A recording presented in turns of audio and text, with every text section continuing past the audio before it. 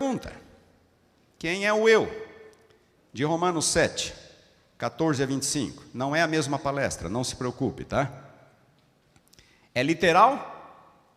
É autobiográfico? É o Paulo antes da conversão? É o Paulo depois da conversão? É metafórico? É ilustrativo? É o cristão? É o não cristão?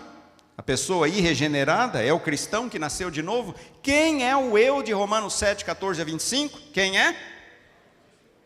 É o cristão, nascido de novo. Eu já disse para vocês, aquele conflito de que o capítulo fala só existe no coração da pessoa que nasceu de novo, pela influência do Espírito. Já falei que os pais gregos diziam que não pode ser Paulo. Agostinho, a igreja ocidental e os reformadores diziam que é o crente. E é aqui que nós nos enquadramos. Deixa eu pular essa parte. Quando nós somos perdoados, justificados, a pergunta é: até que ponto nós somos de fato transformados? A Bíblia diz que nós somos feitos novas criaturas, certo? Certo? Até que ponto? A Bíblia diz: a todos quantos o receberam, deu-lhes o poder de serem feitos. Mas até que ponto? O que realmente ocorre conosco quando somos perdoados, transformados, ou quando somos justificados? Até que ponto nós realmente somos transformados? O que ocorre na glorificação? Paulo diz: na esperança somos salvos. Ao ressoar da última trombeta, os mortos ressuscitarão incorruptíveis e os justos vivos serão transformados. Quando é que nós seremos transformados? Na glorificação. Não é agora. Preste bem atenção. Não é agora. Eu vou falar de algo que aconteceu comigo. E me diga se com você foi diferente. Mas eu saí do tanque batismal do mesmo jeito que eu entrei. Eu imaginava que quando o pastor me levantasse, eu iria sentir uma corrente elétrica no corpo, e eu sairia transformado, pronto para vencer todo e qualquer pecado. Eu estava errado. Se com você foi diferente, me diga depois, que eu ainda não encontrei. Até que ponto nós somos realmente transformados? O que significa ser nova criatura? O perdão não elimina a natureza pecaminosa. Nós nascemos com ela e morremos com ela. É só na glorificação que essa natureza pecaminosa vai ser eliminada. Mas então o que acontece conosco? Em que sentido nós somos novas criaturas? Notem, Romanos 6, 12 a 13. É importante saber isto: o pecado não elimina a natureza pecaminosa. Não reine o pecado em vosso corpo mortal, de maneira que obedeçais às suas paixões. Se o pecado pode reinar, é porque ele ainda está lá. Para Paulo falar, não reine o pecado, é porque o pecado está lá.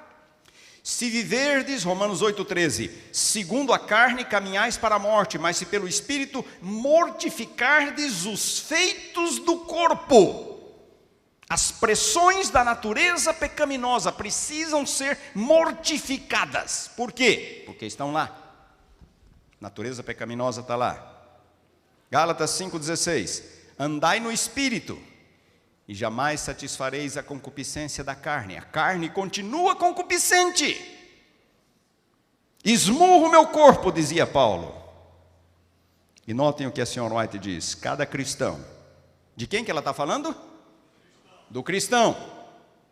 Cada cristão será assaltado pelos encantamentos do mundo, os clamores da natureza carnal e as tentações diretas de Satanás. Cada cristão será assaltado pelos encantos do mundo, tentações de fora, os clamores da natureza carnal, tentações de dentro, e aquelas situações específicas em que Satanás vai nos tentar diretamente.